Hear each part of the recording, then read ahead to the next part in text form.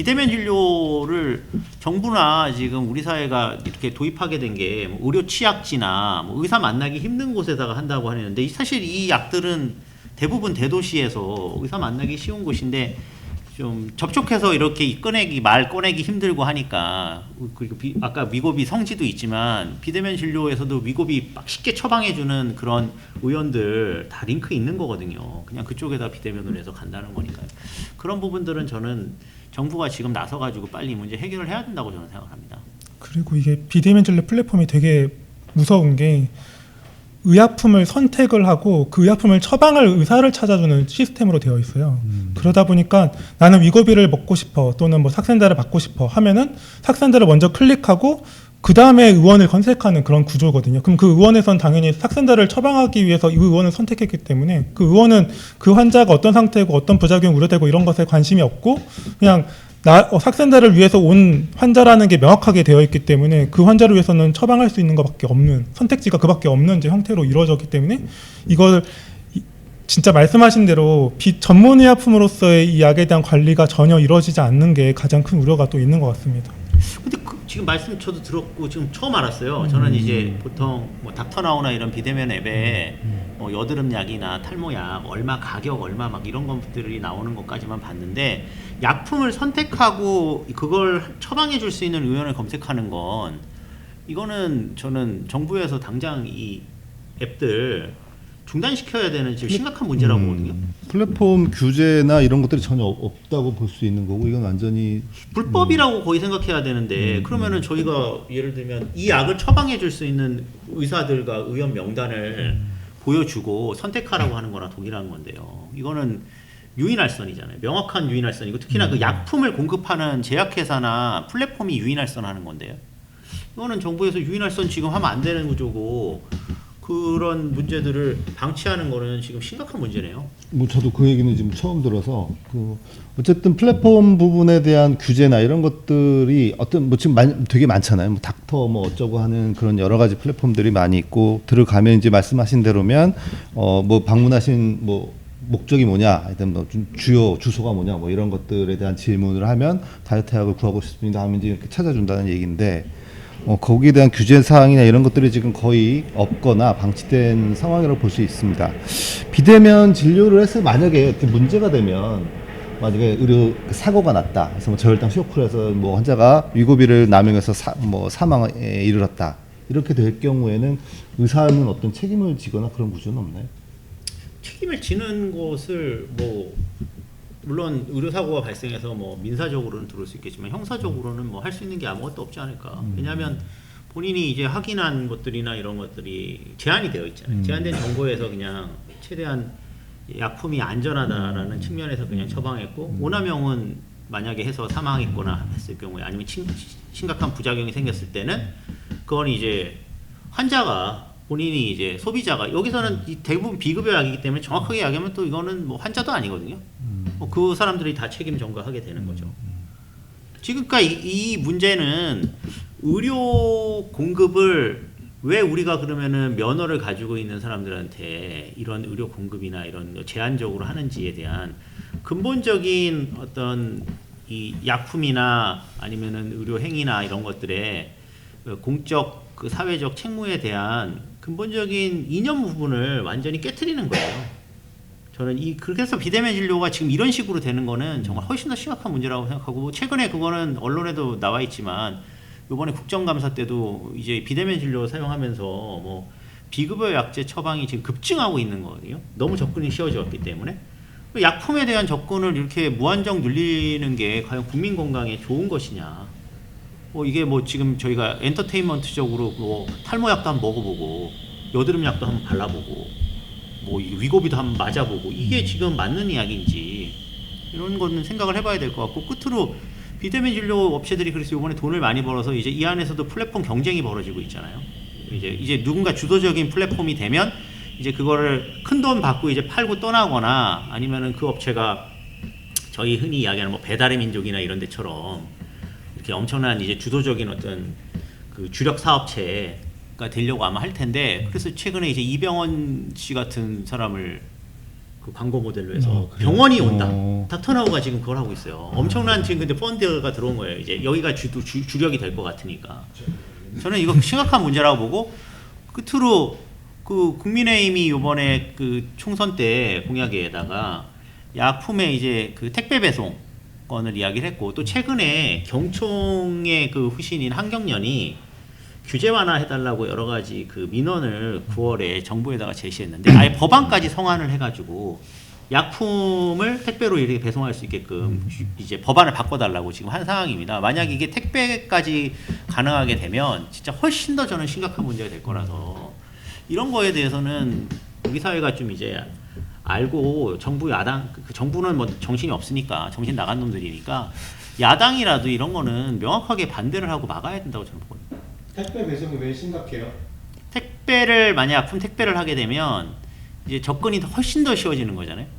접근이 훨씬 더 쉬워진다는 거는 이제 약품을 어떤 사람이 다량의 약품을 또 자기가 모르게 구매해가지고 그거를 이제 다 주변 사람한테 이렇게 배포하거나 뭐 이런 여러 가지 과정들을 통해서 훨씬 더 이제 약품의 남용 가능성이 올라가는 거니까요.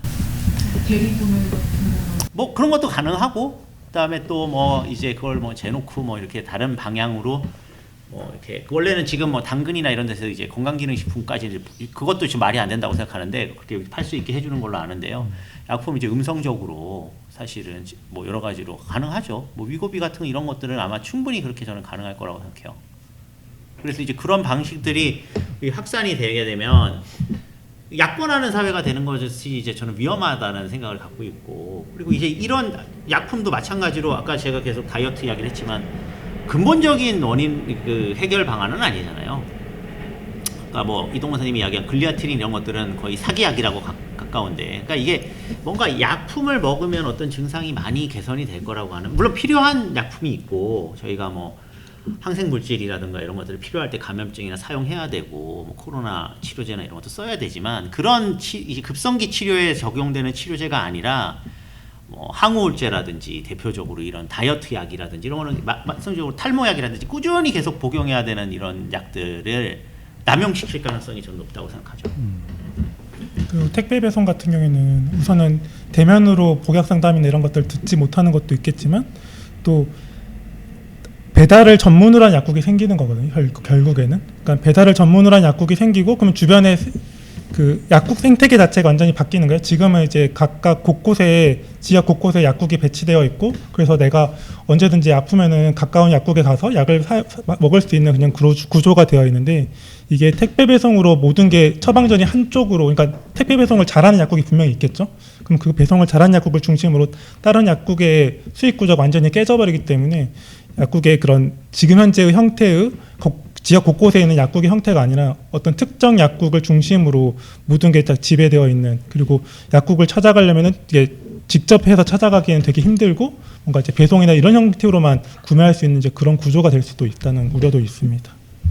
그 말씀 들어보면 이런 뭐 플랫폼 자체도 그렇고 그 접근을 용이하게 그러니까 지나치게 용이하게 만드는 거고 어쨌든 약물 공급에 있어서도 약을 어쨌든 많이 사고 많이 먹고 하는 구조로 이제 개편이 되는 것 같아요. 어쨌든 이런 정부의 규제나 이런 것들이 국가가 규제하거나 이런 것들이 존재하지 않으면 어쨌든 제약회사의 입장에서는 그런 방향으로 가는 것 같은데 조금 다시 위고비로 좀 돌아와 보면 어쨌든 이런 광고나 이런 효과가 크지 않았는가 싶어요. 아까 이제 두 분의 말씀을 들어보면 뭐 조금 안전성이 좋아지고 뭐 좀 덜 먹어도 되고 이런 건 맞지만 위고비가 아주 뭐 대단히 뛰어난 약은 아니고 어쨌든 비만 다이어트 약으로서 갖고 있는 문제점은 근본적으로 동일하게 있는데 이게 뭐 20배가 늘었다 그래요. 그 처방전 받고 이 위고비 이 부분에 대해서 그래서 이렇게 막 그 유행을 따르게 되는 거는 어떤 약물 남용에 대한 어떤 그 광고라든가 아니면 유명인들을 이용한 이런 것들이 좀 문제가 되고 있는데 그 부분은 좀 어떻게 보십니까? 광고 규제나 이런 것도 옛날에 있지 않았나요? 뭐 저희가 지금 의약품 광고나 이런 것들이 제한이 있어도 병의원 광고들이 지금 일단 2007년에 허용이 되면서 상당 부분이 지금 거기다가 비대면 진료가 또 뚫리고 하면서 이제 연계돼 가지고 지금 확장성이 있게 되고 있고, 그리고 이제 요즘은 광고를 그런 식으로 하는 게 아니라 뭐 인플루언서나 아니면 뭐 블로그나 이런 거를 광고 대행하는 사람들이 사실 이렇게 사가지고 하잖아요. 저한테도 제 블로그 이렇게 거의 사람들이 안 들어오고 그러는데 이제 글이 좀 있고 하니까 이거 자기한테 이 블로그 넘기면 월 얼마 주겠다고 이런 뭐 문자와 이제 이메일이 올 정도예요. 근데 그렇게 해서 진짜 하는 제 주변의 사람을 봤어요. 그러니까 이제 그렇게 해서 월 이제 얼마 받고 자기 블로그를 주면 거기서 이제 계속 어떤 특정 의료 기기나 이런 거 이제 광고하는 그게 되는 거예요. 그 사람의 직업에 따라서 그걸 또 세팅을 하더라고요. 근데 이제 이런 과정들이 결국은 근본적인 어떤 이런 문제에 대한 해결이 아닌 거잖아요. 다이어트 같은 경우를 대표적으로 예를 들면 아까도 얘기했지만 뭐 제일 중요한 거는 우리 사회에서 어쨌든 이거 먹거리 문제거든요. 다이어트 지금 이게 그러니까 주요 국가들이 잘 사는 나라에서 불평등이 심해지면 다이어트가 그러니까 그 비만이 많아지는 건 이미 다 입증이 돼 있고, 비만한 사람들이 이제 만성 질환 많이 걸리고 다 아는 내용이잖아요. 근데 이제 그 비만한 사람들이 왜 점점 늘어나느냐, 왜 저소득층이 더 비만하냐, 이 문제에 대해서 한번 생각을 해봐야 되는 거잖아요. 저소득층이 제대로 된 먹거리가 없고 고열량 그런 정제 탄수화물의 그런 이제 가공식품류를 주로 많이 섭취하게 된다는 거죠. 신선식품의 접근성이 떨어진다는 거잖아요. 그러니까 이 문제는 거꾸로 이야기하면은 신선식품 먹을 만한 먹거리를 제공하면 이 문제가 상당 부분이 해결이 되는데, 우리가 이제 그런 부분들은 이야기를 하면 아유 그거는 그냥 개인이 알아서 해야 되는 문제고 사회적으로 어떻게 그런 거를 이렇게 되는 거고, 두 번째는 운동도 사실은 개인이 알아가지고 헬스장 등록해가지고 하는 게 아니고요. 원래는 사회체육으로 해야 되는 것이거든요. 저희가 그냥 지역사회에 그냥 뭐 이런 배드민턴 동호회도 좀 활성화되어 있고, 볼링 동호회도 활성화되어 있고, 수영장도 좀 이렇게 학교마다 있고, 그러면 그것도 이제 오후에는 좀 지역 주민에게 개방되어 있고, 그리고 뭐 운동장 이런 데서 뭐 요즘에는 그래서 뭐 달리기는 이제 좀 약간 젊은 세대에서 유행해서 뭐 클루들이 좀 또 여러 가지 뭐 클루들이 뭐 또 운동장 들어오지 말라고 그러고 지금 뭐 온갖 이상한 이야기가 많던데, 그게 다 이렇게 뭔가 사람들이 운동을 하고 싶어도 돈 내고 내가 헬스장 가가지고 아침에 이렇게 러닝머신 뛰어야 되고 이거는 아니지 않습니까? 그러면 결국은 이런 비만이 문제가 되는 것의 근본적인 이유는 사회와 국가가 먹거리 문제라든가 아니면 이런 사회체육 문제를 방치해서 생기는 건데, 그거를 지금 전부 이렇게 약품 사용을 권유하면서 나가는 거는, 이거는 저는 의료 산업화나 상품화만 부추기고 사회적 책임을 완전히 방기하는 거라고 보기 때문에 이런 방향성은 진짜 좋지 않은 것 같습니다. 저도 하나 원래는 비만약이라는 게 저희가 가지고 있던 게 있었어요. 펜터민이라는 약이라든지 펜디메트라진 약이 있는데, 이 약들은 사실은 사람들도 다 알거든요. 위험하고 뭐 중독성도 있고 뭐 여러 가지 부작용들이 많아서 웬만하면 쓰지 말아야 된다 해서 몰래 먹는 약이었어요. 몰래라고 하기에는 130만 명이 먹긴 했지만 몰래 130만 명. 몰래 먹는 약이고, 그걸 막 대놓고 떳떳하게 내가 비만약을 먹는다는 것들을 사람들에게 홍보하지 못했었거든요. 근데 최근에 비만 치료제들 보면은 SNS에 내가 비만약을 먹는다고 홍보를 하고 후기를 알리고 이 비만 치료제는 효과가 있다 뭐 이런 식으로 약간의 자랑 섞은 뭔가 치료제의 경험을 자꾸 녹여내가지고 이게 긍정적인 효과로 내가 비만 치료제 맞을 정도로 관리하는 사람이야, 이제 이런 식으로 관심이 계속 넘어가다 보니까 과거에는 비만 치료제를 되게 암암리에 내가 뭐 비겁하게 뭔가 살을 빼기 위한 일종의 그런 목적에 살짝 몰래 숨어서 하는 느낌이었다면은, 지금은 뭐 유명한 사람들도 맞고 나도 맞고 관리한 사람이면 비만 치료제 하나 정도는 맞아야 되는 거 아니야? 이런 식으로 넘어가면서 이 비만 치료제가 굉장히 긍정적인 효과를 그러니까 사람들에게 효과를 유발하고, 그럼 사람들마다 나는 그러면은 만약에 비만한 사람들은 뭐 비만약도 안 쓰고 운동도 안 하고 뭐 자기 관리도 못하는 사람으로 이제 계속 넘어가게 되는 거죠. 그런 식으로 이 비만 치료제가 SNS를 통해서 계속 지금 회자되고 사람들 사이에서 입에서 오르내리면서 과거에 우리가 가졌던 비만 치료제에 대한 부정적인 인식이 완전히 사라지고, 나는 이제 관리하는 사람으로서 비만 치료제 사용하는 사람으로 넘어가는 그런 단계에 지금 와 있다고 저는 생각이 들어서, 그 부분도 지금 현재 SNS나 또는 기사화되어 있는 형태들을 보면은 굉장히 우려스럽지 않나 싶기도 합니다. 너무 타당한 말씀이네요. 그러니까 이런 약들을 캐주얼하게 이렇게 만들어서 마치 이렇게 저희가 아주 쉽게 그냥 이런 거는 하는 게 뭔가 최근 트렌드화 시켜가지고 이런 거는 우리가 해야지, 한번 해봐야지. 뭐 그런 것도 안 해? 뭐 이렇게 이제 만드는 거는 정말 위험하죠. 아, 뭐 나 저기 다이어트 약 먹고 혼났잖아. 뭐 이렇게 나 병원 입원했었잖아. 뭐 이런. 너 아직도 그런 거 먹냐? 야, 위고비를 써야지. 너 돈 좀 투자하고 그리고 운동하고 그러면 되는 거야. 뭐 이런 이야기가 될 것 같아요. 그러니까 뭔가 내가 좀 이렇게 수준이 있구나. 뭐 좀 더 다른 레벨에서 사는구나. 이런 것들을 과시하는 거에 일론 머스크가 지금 그런 현상들에 한 발 들여놓은 것 같은데. 아까 저희가 이제 광고나 이런 약물 광고나 이런 거에 대해서는 생각을 좀 많이 바꿔야 될 것 같아요. 이돈 선생님 말대로 이제는 어떤 삶의 안에 스타일적으로 이런 약을 사용하는 것조차도 일종의 뭐 명품 약을 사용하는 것처럼 이렇게 보여주게 되고 이제 그런 형식이 아닌가 싶은데 뭐 얘기 나왔으니까 위고비는 좀 비싸요, 많이. 이게 그렇게 비싼 약인가요? 아니면 아까 얘기했던 요 당뇨 치료제로부터 시작된 건데 겨우 뭐 용도 특허 받은 건 정도라고 지금 보이는데 이렇게 비싸야 되는지에 대해서는 좀 궁금합니다. 사실 이게 위고비나 지금 현재 오젬픽 이거 약들이 가격 문제들이 전 세계적으로도 논란이 있거든요. 특히 미국 같은 경우에는 이 오젬픽 약이 한 달 사용 기준으로 130만 원, 150만 원 이 정도에 달해요. 그러다 보니까 그러니까 이걸 당뇨약으로 써야 되는 사람도 분명히 있는데 당뇨약으로도 되게 접근하기도 어렵고 정말로 비만이 심해서 비만약으로 쓰고 싶은 사람도 너무 비싸니까 비만약으로 사용하지 못하는 그런 구조들이 있는데 그게 한국에서도 지금 가격이 들어오는 게 지금 40만 원에서 60만 원 수준인 거잖아요. 이게 전 세계적으로 보면 우리나라가 굉장히 비싼 편이거든요. 오젬픽이나 위고비가. 근데 사실 이렇게 비쌀 이유가 없고 기본적으로 우선 독일 또는 프랑스에서는 대략 10만 원 이하로 구매가 되고 있고 캐나다에서 20만 원에 구매가 되고 있다고 별로 알려져 있는데 한국에서 지금 50만 원에 거래되고 있는 거고 또 그러면 이게 실제로 어떻게 이게 사용되는 것들을 이제 다른 나라에서 특히 미국이 그런데 미국이 너무 비싸니까 이 약을 싸게 만드는 회사가 생기기 시작했거든요. 그래서 그러니까 약간의 불법성 제네릭들이 지금 판을 치고 있는데 그 약들이 대략 한 10만 원 안팎이에요. 그러니까 이 약 특히 방글라데시에서 제네릭이 많이 생산이 되고 있고 방글라데시는 특허에서 완전히 프리한 나라이기 때문에 생산하는 데 전혀 불법성은 없거든요. 그럼 거기에서 생산한 약을 미국에서 한 10만 원 주고 사 먹는 거예요. 그런 식으로 어쨌든 이게 워낙 독점적으로 노보노디스크라는 회사가 이 약을 가격을 치고 있고 공급을 쥐고 있다 보니까 어떤 나라에서는 이만큼 파는 게 제일 수익이 가장 높은 구조야. 예를 들어서 한국은 50만 원에 팔아도 수요가 이 정도 되니까 50만 원에 파는 게 가장 수익 구조가 좋아. 근데 독일이나 프랑스는 어차피 수익 구조 낮으니까 건강보험 급여를 받아야 돼. 그러면 건강보험 급여를 받기 위해서는 대략 10만 원 정도에 공급해야 돼. 이런 식으로 지금 현재 가격 구조가 결정되고 있거든요. 그런 관점에서 한국은 약간의 호구다.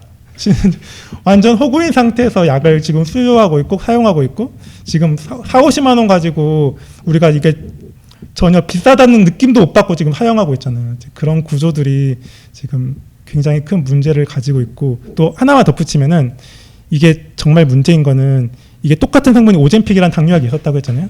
예. 이 약이 2022년도에 건강보험 급여 신청을 했었어요. 그래서 건강보험 신청을 통해서 우리나라에서 오젬픽이 그러니까 비슷한 약이 일라일리가 만드는 트루리시티가 있거든요. 트루리시티가 대략 한 달 기준으로 8만 원, 9만 원 정도 해요. 그래서 아마 이 오젬픽이란 약이 그러니까 트루리시티도 일주일에 한 번 사용하는 주사제고 오젬픽도 일주일에 한 번 사용하는 당뇨 주사제다 보니까 대략 한 8, 9만 원 또는 비싸봤자 10만 원 내외로 이제 결정이 될 거다라고 예상을 했었는데 돌연 2023년도에 급여를 철회했거든요. 그리고 나서 2024년도에 위고비가 들어오는 거예요.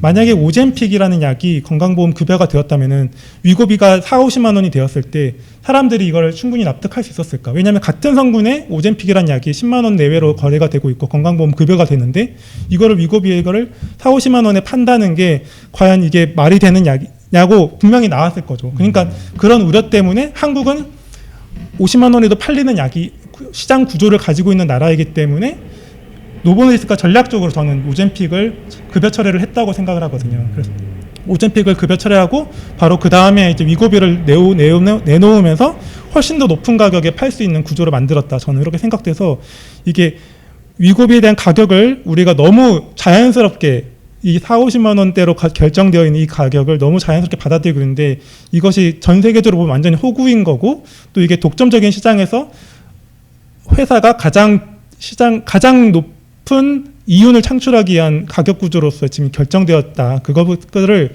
조금 한국 사회가 많이 알고 또 우리나라가 너무 비싸게 지금 수요되고 있다는 것들을 조금 이해하는 게 좀 필요하다고 생각이 듭니다. 근데 그렇게 대한민국이 이렇게 글로벌 호구 짓을 지금 하고 있는 건데 그렇게 지금 정부가 방치하는 거는 아닌 건가요?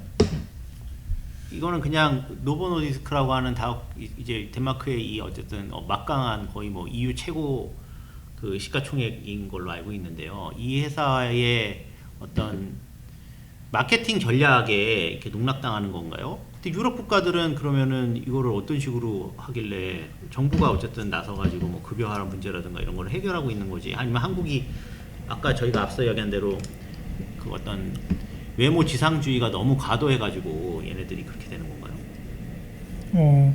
우선은 삭센다가 대략적으로 20만 원대로 급여가 지금 현재 시장이 형성돼서 사용이 되고 있었거든요. 예. 그러니까 삭센다도 비급여고. 네, 비급여죠. 그러니까 삭센다의 시장 그거 구조를 보고 아마 같은 노보디스크 생산 회사니까 노보디스크가 위고비를 가격을 출시할 때 그 정도 가격 형성을 했을 거라고 생각이 들고 사실은 다른 나라들은 이 비만약이라든지 당뇨약에 대한 급여가 이미 다 이루어져 있고 아까 말씀드렸듯이 오젬픽 같은 약도 대부분 우리나라를 제외한 유럽이나 미국, 뭐 캐나다 이런 나라들은 이미 오젬픽이 다 급여가 되어 있어요. 그래서 급여 의약품으로 오젬픽을 사용하다 보니까 똑같은 성분의 비만약을 그렇게 비싸게 팔 수는 없는 구조거든요. 그래서 그렇게 가격이 형성되어 있는 거고 우리나라 같은 경우에는 오젬픽이 급여가 안 되어 있고 아예 출시 자체가 안 되어 있기 때문에 위고비를 어떤 가격에 팔아도 전혀 가격 저항이 없는 구조가 있는 거죠. 그거를 뭐 다른 나라는 국가가 나서서 가격을 통제하고 있다 이런 느낌은 아니지만 이 뭔가 그러니까 시장 전략에서 노보노디스크가 한국에 대해서 약간 특수한 입장을 취했다 이렇게 저는 생각이 듭니다. 그러니까 한국의 건강보험이 결국은 이제 사회보험으로서 유럽 국가들만큼의 어떤 보장 범위라든가 약품이나 이런 것들은 당연히 그런 나라들은 비급여라고 하면 일단은 효용성도 좀 불분명하고 내가 뭐 그 돈 주고 이걸 써야 되나 이렇게 되는 그런 구조여야 되는데 한국은 이제 혼합진료도 되고 진료 현장에서 비급여가 만연하다 보니까 이 시장에 진입하는 이런 제약회사 입장에서 급여를 신청했다가 철회하고 해가지고 역으로 이걸 활용하는 이런 기현상이 벌어지는 걸로 이해할 수 있겠네요. 뭐 간단히 보면 위고비는 외국에 비해서 저희가 한 4-5배 정도 더 돈을 내고 사용한다는 얘기인 거고 마치 우리나라에서는 뭐 이태리 명품처럼 취급이 되고 있어서 뭐 자꾸 방글라데시 짝퉁을 사려는 사람들도 아마 있을 것 같고 이런 전략은 노보노디스크라는 회사의 한국만을 맞춤으로 한 어떤 판매 전략이 아니었나 이런 생각이 드네요. 노보노디스크가 지금 이 준비하는 과정에서 얘기 들어보니까 뭐 시가총액이 뭐 그 나라 덴마크가 작은 나라는 아니잖아요. GMP를 넘어섰다 그래요. 노보노디스크는 어떤 회사인가요? 이걸로 빵 뜬 건가요? 아니면 원래 노보노디스크가 뭐 이동훈 선생님 더 잘 아시겠지만 제가 아는 거는 인슐린을 이제 만들 수 있는 그 인슐린이라는 게 어쨌든 이게 펩티드니까 이거 제조합할 수 있는 기술을 갖고 있어서 그 기술을 계속 쌓아가다가 이제 이 글루카곤 라이크 펩티드 원이 아고니스트에 도달을 해가지고 이제 갑자기 폭발적인 수익을 거두게 된 거고. 그리고 이제 이 약이 어찌 됐든 지금은 비급여 비만 치료제로 저희가 인식하고 있지만 또 당뇨 치료제 계열 안에서도 되게 혁신적인 약이었던 건 사실이에요. 이게 아까 말씀드렸지만 이 기술이 이게 몸에 들어온 다음에 이 펩티드가 빨리 분해돼 가지고 없어지지 않게끔 하는 이 기술 때문에 이제 많은 부분에서 이제 어떤 의학적 발전에도 기여한 부분이 있죠. 그러나 뭐 이러나 저러나 어쨌든 지금 한국은 이제 이 제약회사의 마케팅 전략에 의해 가지고 의료적인 어떤 이득보다는 다른 부분에서 훨씬 더 활용당하고 있는 게 오늘 제가 이제 딱 들어보니까 맞네요. 그러니까 이 약이 만약에 오젬픽으로 급여가 됐고 당뇨 환자들이 사용할 수 있는 환경이 우리나라에도 있었다면은 훨씬 더 이 약에 대한 치료이익을 우리도 맛보면서 그렇죠. 그 약을 조금 더 긍정적으로 어쨌든 사용할 수 있는 부분이 분명히 있었을 텐데 그 굉장히 치료적으로 필수적인 영역이었던 당뇨약은 없어지고 그냥 약간의 엔터테인먼트 약으로서 이제 사용이 되다 보니까 우리가 이렇게 부정적으로 위고비를 소비할 수밖에 없게끔 막 이야기할 수밖에 없게끔 지금 현재 구조가 되어 있는 것 같습니다.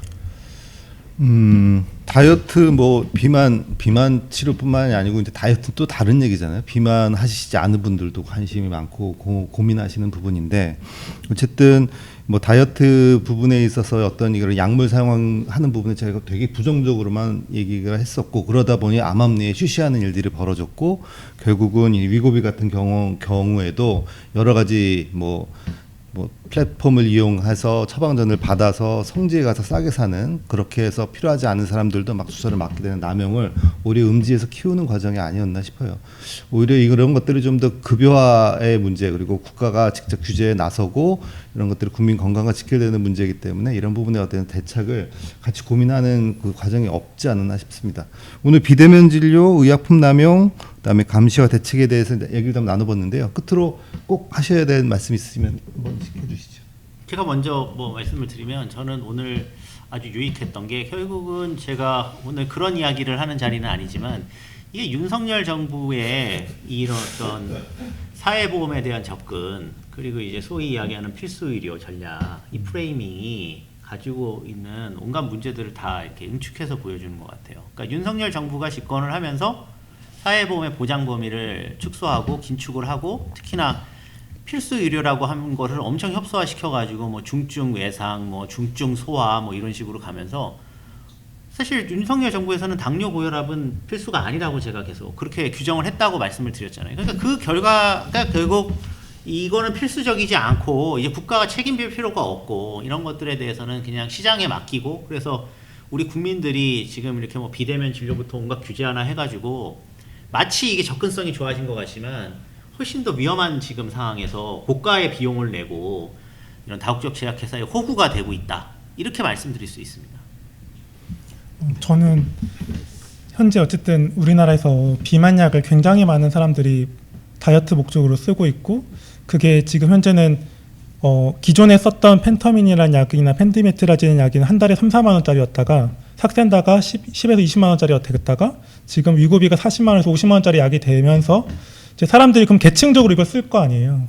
위고비는 조금 더 부자가 쓸 수 있는 약이 되는 거고 조금 가난한 사람들은 나도 살 빼고 싶으니까 2, 3만 원짜리지만 엄청 위험한 약을 이제 먹어야 되는 거고 이제 그런 계층화가 현재 이루어지는 이 현재의 상황이 우리가 조금 더 잘 모니터링하고 관심을 가지고 이 문제들이 개선될 수 있는 방향들을 모색해야 되는 게 지금 우리 사회에서 가져야 되는 이 위고비에 대한 관심이 필요한 지점이지 않을까 생각이 듭니다. 네, 약에는 명품은 없는 것 같습니다. 네, 오늘 두 분 말씀 감사드립니다. 마치겠습니다. 예, 감사합니다. 수고하셨습니다.